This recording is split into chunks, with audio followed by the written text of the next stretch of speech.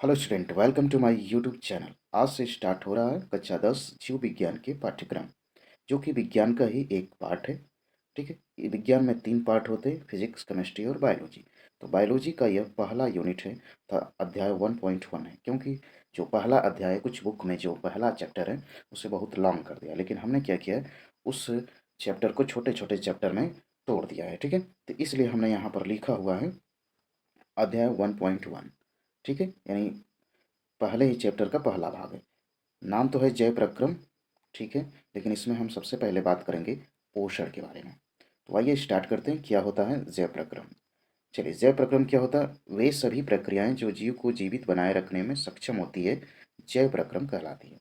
यहाँ पर समझने की बात है कि कोई भी प्रक्रिया हो, ठीक है, कोई भी प्रक्रिया हो जीव के अंदर, जो जीव को क्या करे, जीवित बनाने में सक्षम रखे। ठीक है, यानी सहायता करे। जैसे पोषण हो गया, श्वसन हो गया, उत्सर्जन हो गया, परिवहन हो गया, जनन हो गया इत्यादि। ये सब क्या होते हैं कि जीवों को बनाए रखते हैं।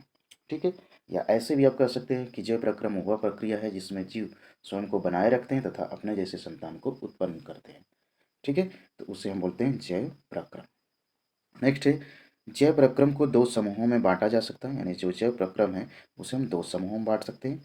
एक उपचयी क्रियाएं, एक अपचयी क्रियाएं। तो अब देखते हैं उपचयी क्रियाएं क्या होती हैं। वे क्रियाएं जिसमें सरल कार्बनिक पदार्थ से जटिल कार्बनिक पदार्थ का संश्लेषण होता है। कहने का मतलब कि उपचयी क्रिया ऐसी क्रिया है जिसमें सरल यौगिक से जटिल यौगिक का निर्माण होता है। ठीक है, उपचयी क्रियाएं कहलाती हैं, जैसे प्रकाश संश्लेषण। ठीक है, प्रकाश संश्लेषण में क्या होगा, सरल कार्बनिक यौगिक मिल करके जटिल कार्बनिक यौगिक का निर्माण करते हैं। आगे हम देखेंगे कि प्रकाश संश्लेषण क्या होता है। नेक्स्ट है अपचयी क्रियाएं। वे क्रियाएं जिसमें जटिल कार्बनिक पदार्थ सरल कार्बनिक पदार्थ में विखंडित होते हैं, अपचयी क्रियाएं कहलाती हैं, जैसे श्वसन और पाचन। ठीक है, तो अपचयी क्रिया क्या होती है, जिसमें जटिल कार्बनिक पदार्थ टूट करके सरल कार्बनिक पदार्थ बनाते हैं, तो उसे हम बोलते हैं अपचयी क्रियाएं, जैसे कि श्वसन और पाचन। ओके, नेक्स्ट अब देखते हैं पोषण क्या होता है। ठीक है, तो पोषण क्या होता है, खाद्य पदार्थों को ग्रहण करने की प्रक्रिया को हम पोषण कहते हैं। यानी किसी भी जीव द्वारा भोज्य पदार्थों को ग्रहण करना, यानी खाना, एक तरह से कह सकते हैं पोषण कहलाता है। ओके, नेक्स्ट है पोषण के प्रकार। तो पोषण दो प्रकार का होता है, एक स्वपोषी पोषण होता है, एक विषम पोषी पोषण होता है। तो आज के वीडियो में हम केवल स्वपोषी पोषण के बारे में डिस्कस करेंगे। ठीक है, तो चलिए देखते हैं सबसे पहले स्वपोषण। स्वपोषण क्या होता है, वे जीव जो अपना पोषण स्वयं से करते हैं वह स्वपोषी जीव कहलाते हैं। यानी ऐसे जीव जो अपना भोजन स्वयं बनाते हैं, किसी दूसरे पर डिपेंड नहीं रहते हैं, उसे हम स्वपोषी जीव कहते हैं, तथा यह प्रक्रिया स्वपोषण कहलाती है। ठीक है, स्वपोषण कहलाती है। जैसे हरे पादप, जैसे क्या होते हैं, हरे पेड़ पौधे क्या करते हैं कि कार्बन डाइऑक्साइड और जल और प्रकाश तथा क्लोरोफिल की उपस्थिति में प्रकाश संश्लेषण क्रिया द्वारा अपने भोज्य पदार्थों का निर्माण स्वयं कर लेते हैं। अब देखिए, स्वपोषी पोषण क्या होते हैं, वे जीव जो अपना भोजन स्वयं बनाते हैं उसे हम स्वपोषी जीव कहेंगे।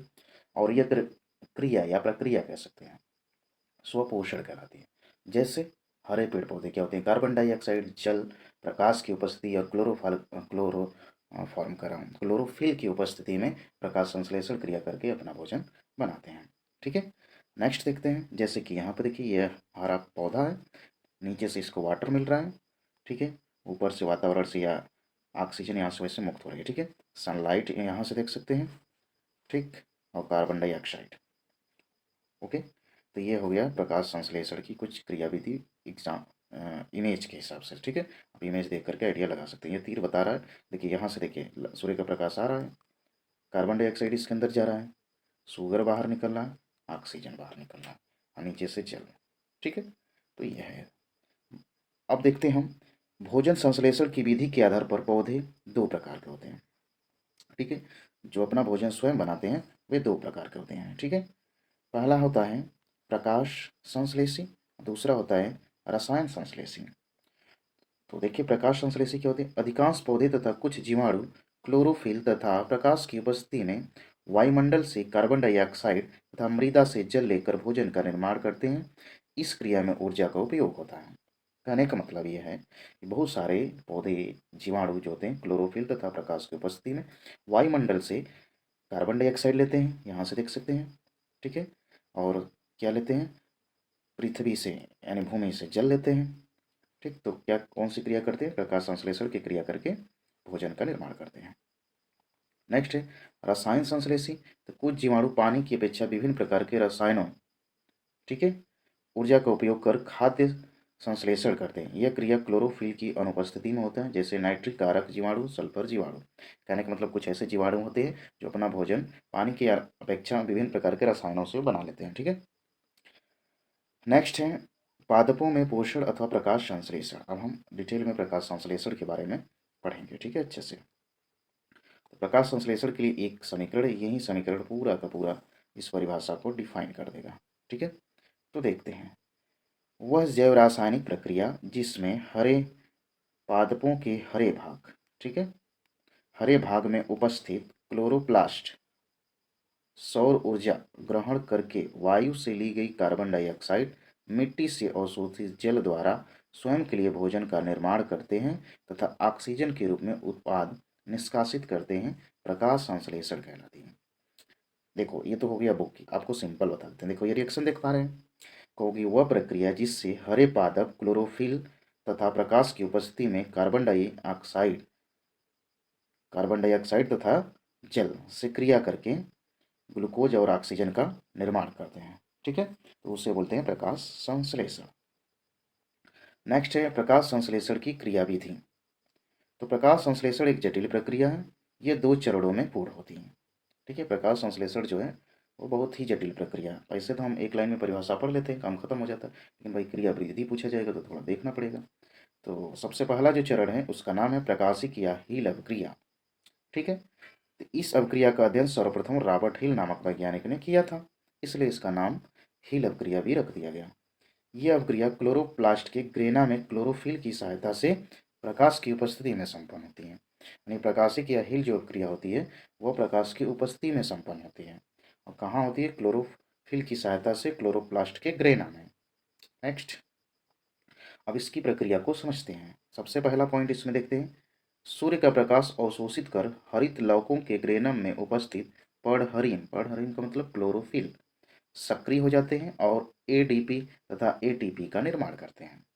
पहली बात क्या है कि जो हरित लवक होते हैं उसके ग्रेनम में होता है क्लोरोफिल। क्लोरोफिल जैसे सूर्य का प्रकाश अवशोषित करता है तो वह सक्रिय हो जाता है और सक्रिय होकर के एडीपी और एटीपी का निर्माण करता है, एडिनोसिन डाइफॉस्फेट, एडिनोसिन ट्राइफॉस्फेट का निर्माण करता है। दूसरा पॉइंट देखते हैं, सक्रिय पर्णहरिन जल का प्रकाशिक अपघटन करके उन्हें हाइड्रोजन आयनों तथा हाइड्रोक्साइड आयनों में तोड़ देता है। ठीक है, जो सक्रिय पर्णहरिन है वह जल को क्या करता है, तोड़ देता है। जैसे यहाँ पे देख रहे हैं H2O, इसे तोड़ दिया H+ में और OH- में तोड़ देता है। ओके, नेक्स्ट देख लेते हैं, जल के प्रकाश अपघटन से उत्पन्न हाइड्रोक्साइड आयन परस्पर मिलकर जल और ऑक्सीजन का निर्माण करते हैं। ऑक्सीजन गैस के रूप में मुक्त होकर रन द्वारा बाहर निकल जाती है। अब देखिए जल जो पहले टूटा H+ और OH- में, OH- को हाइड्रोक्साइड आयन बोलते हैं। तो हाइड्रोक्साइड आयन बहुत सारे आपस में जुड़ करके जल और ऑक्सीजन बनाएंगे। ठीक है, जो कि ऑक्सीजन है, ठीक है, वो क्या करेगा, रंध्र से होकर के बाहर निकल जाए। पत्तियों में रंध्र पाए जाते हैं, स्टोमेटा जिसे बोलते हैं। नेक्स्ट पॉइंट देखते हैं, जल के प्रकाश अपघटन से मुक्त हाइड्रोजन आयन, अब हाइड्रोजन आयन बच गया, ठीक है, प्रोटॉन ग्राही NADPH को NADP2H में अपचयित कर देता है। ठीक है, इस अपचयित NADPH2H से उत्तेजित इलेक्ट्रॉन निकलते हैं जो इलेक्ट्रॉन स्थानांतरण प्रणाली के द्वारा ऊर्जा मुक्त करते हैं। कहने का मतलब यहाँ पे है कि जो देखिए हाइड्रोजन बचा H+, वह NADP से क्रिया किया तो बनाया NADPH2 बना दिया। ठीक है, फिर इसके बाद जो NADPH2 है उसमें इलेक्ट्रॉनों के स्थानांतरण से ऊर्जा मुक्त होती है जो ATP के रूप में संचित हो जाती है। ठीक है, नेक्स्ट देखते हैं इसमें, इस मुक्त ऊर्जा को एडीपी के अंगों में एक उच्च ऊर्जा युक्त फास्फेट समूह बंध के रूप में जोड़कर एटीपी के रूप में संचित कर लिया जाता है। तो पहले एडीपी का निर्माण होता है, फिर इसके बाद इसमें फास्फेट समूह और जुड़ता है तो एटीपी का निर्माण हो जाता है। अब एक की पॉइंट याद रखना है, प्रकाश की उपस्थिति में एडीपी से एटीपी के निर्माण की प्रक्रिया को फोटोफॉस्फोरिलेशन कहते हैं। यहाँ से क्वेश्चन बहुविकल्पी में बना हुआ है तो याद रखिएगा। चलिए नेक्स्ट देखते हैं, अप्रकाशिक अभिक्रिया या केल्विन अभिक्रिया दूसरा है। तो देखते हैं सबसे पहले, इस अभिक्रिया का अध्ययन सर्वप्रथम ब्लैकमैन नामक वैज्ञानिक ने किया था, इसलिए इसे ब्लैकमैन अभिक्रिया भी कहते हैं। जैसे प्रकाशिक अभिक्रिया जो थी उसे किसने खोजा था, तो हिल नामक वैज्ञानिक ने, ठीक है, तो इसलिए हिल अभिक्रिया नाम रख दिया गया। और जो आपका अप्रकाशिक अभिक्रिया है उसे ब्लैकमैन ने रखा, तो इसलिए इसका नाम ब्लैकमैन अभिक्रिया भी कह सकते हैं, ठीक है। आगे देखते हैं, ये अभिक्रिया हरित लवक के स्ट्रोमा में होती है, ठीक है, ध्यान दीजिएगा। जो प्रकाशिक अभिक्रिया होती है वह हरित लवक के ग्रेनम में होती है, क्लोरोप्लास्ट के ग्रेनम में होती है, और यह स्ट्रोमा में होती है, तो याद रखना है। इन क्रियाओं के लिए प्रकाश की आवश्यकता नहीं होती है, इसे, ठीक है, नहीं होती, इसमें प्रकाश की जरूरत नहीं। केल्विन या C3 चक्र भी कहते हैं। अब इसे C3 चक्र क्यों कहते हैं इसको समझते हैं। क्योंकि इस चक्र में बनने वाला प्रथम अस्थायी यौगिक फास्फोग्लिसरिक अम्ल में 3 कार्बन अणु होते हैं, इसलिए C3 बोला जाता है, ठीक है। क्योंकि पहले जब बनेगा क्या बनेगा, फास्फोग्लिसरिक अम्ल, तो इसमें 3 कार्बन होते हैं, इसलिए इसे C3 चक्र भी कहते हैं। अब चलिए इसमें देखते हैं पॉइंट टू पॉइंट एक एक। सबसे पहले, वातावरण से प्राप्त कार्बन डाइऑक्साइड का कुछ विशेष पदार्थ की उपस्थिति में प्रकाशीय क्रियाओं से प्राप्त जो पहले हुआ था, ठीक है, NADP2H के H+ से अवकरण होता है और फास्फोग्लिसरल्डिहाइड नामक पदार्थ बनता है। कहने का मतलब ये हुआ कि वातावरण से जो कार्बन डाइऑक्साइड मिलता है, ठीक है, उसकी उपस्थिति में जो प्रकाशीय क्रिया से प्राप्त पहले आपने देखा NADP2H बना था, वह हाइड्रोजन के साथ क्रिया करके फास्फोग्लिसरल्डिहाइड नामक पदार्थ बनाता है। इस क्रिया में निम्नलिखित अभिक्रियाएं सम्मिलित हैं। तो अब इसमें 2 तरह की अभिक्रिया सम्मिलित हैं। सर्वप्रथम 5 कार्बन वाले यौगिक रेबुलोज 1,5 बाईफास्फेट के साथ कार्बन डाइऑक्साइड के अणु, यहाँ पे अणु लिखा है लेकिन अणु मिलकर 6 कार्बन अणु वाले एक अस्थायी यौगिक का निर्माण करते हैं। सबसे पहले इसमें क्या होगा कि 5 कार्बन परमाणु वाले यौगिक रेबुलोज 1,5 डाईफास्फेट या बाईफास्फेट कहिए, ठीक है, बाई जो फास्फेट होता है वह कार्बन डाइऑक्साइड के साथ मिल करके 6 कार्बन परमाणु का एक अस्थायी यौगिक का निर्माण कर देता है, जैसा कि नीचे रिएक्शन में देख पा रहे हैं, ठीक है। दूसरे पॉइंट में क्या होता है, यह कार्बन यौगिक शीघ्र ही अपचयित होकर के 3 कार्बन अणु वाला यौगिक फास्फोग्लिसरिक अम्ल PGA जो बाद में अपचयित होकर PGL का निर्माण करती हैं, ठीक है। आगे देखते हैं,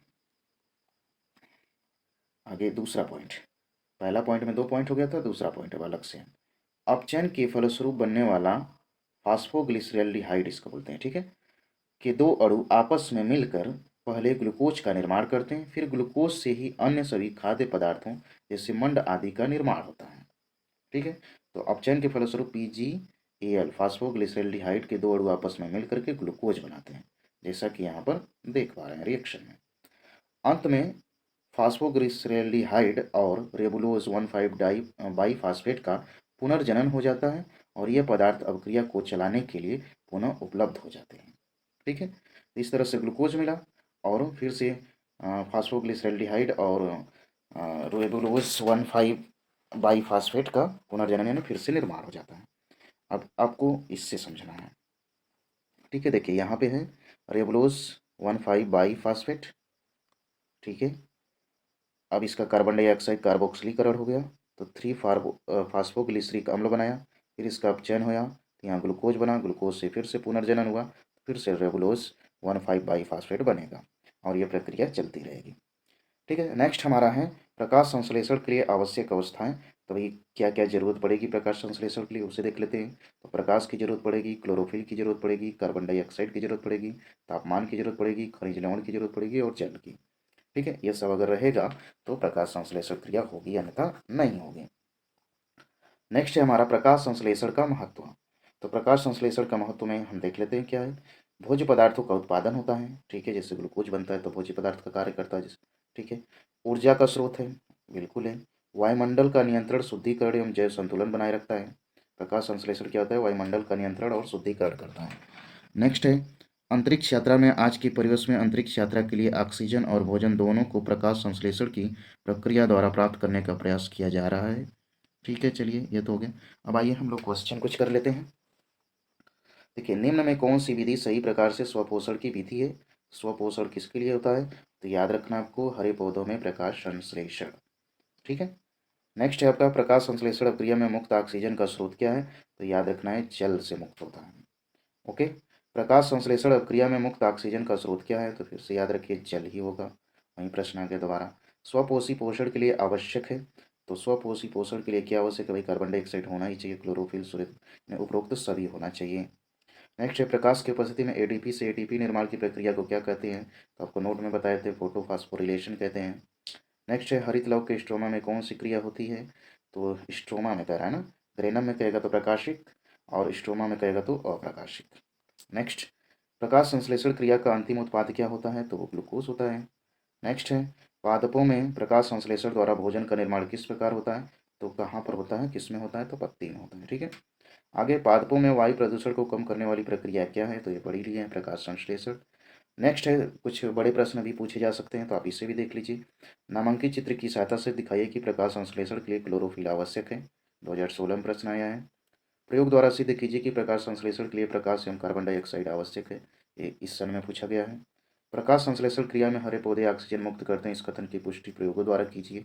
ठीक है, ये अब प्रश्न नहीं बन रहा है 4-5 साल से। प्रकाश संश्लेषण को प्रभावित करने वाले कारकों का उल्लेख कीजिए।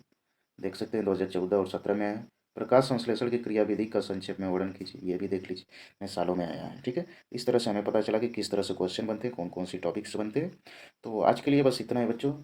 वीडियो में अंत तक बने रहने के लिए आप सभी का बहुत बहुत धन्यवाद।